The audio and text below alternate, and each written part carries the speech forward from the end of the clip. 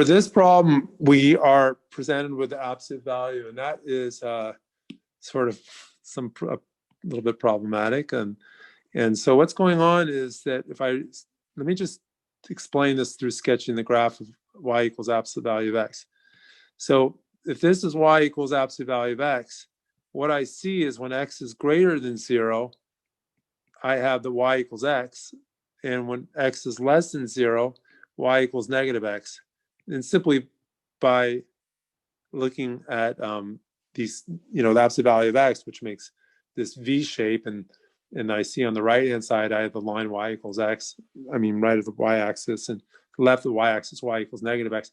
I can change this to y greater than or equal to 0.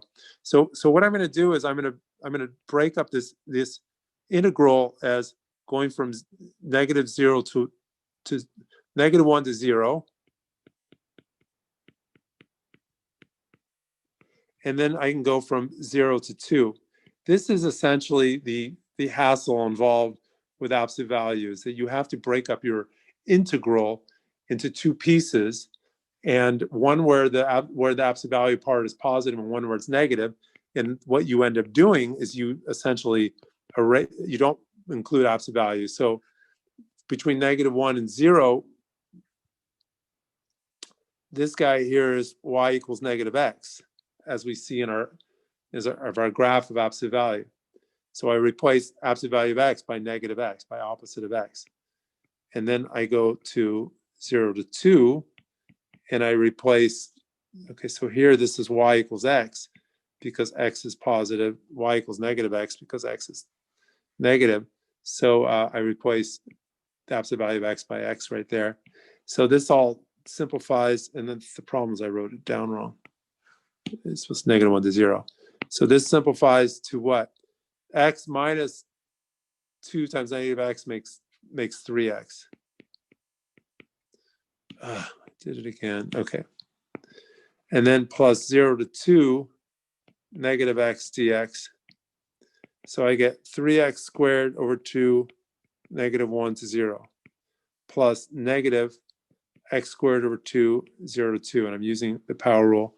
So I get 3 halves, 0 squared minus, make sure you do the parentheses, negative 1 squared, minus 1 half, 2 squared minus 0 squared. So this is going to give 3 halves times, okay, negative 1 squared is positive 1, but then there's another negative, so I have negative, minus 1 half times 2 squared makes 1 half times 4, so it's going to be minus 2. And so it concerns me that I have a negative number here, and I will probably go back and check that out, or I suppose the easy way is just look at the answer in the back of the book. But if this is a negative number, it would mean that there's more area. No, it totally makes sense. Because especially once we get to this 3x dx, between negative 1 and, okay, so what I'm looking at now is this, 3x dx. Between negative 1 and 0, 3x is negative, okay? Now let's go to this next one, negative x. Well, x is positive between 0 and 2, but I have a negative in front.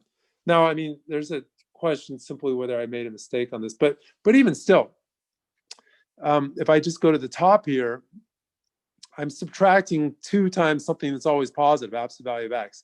So the function is negative. And then, so what I'm getting at is, why would I have a negative integral?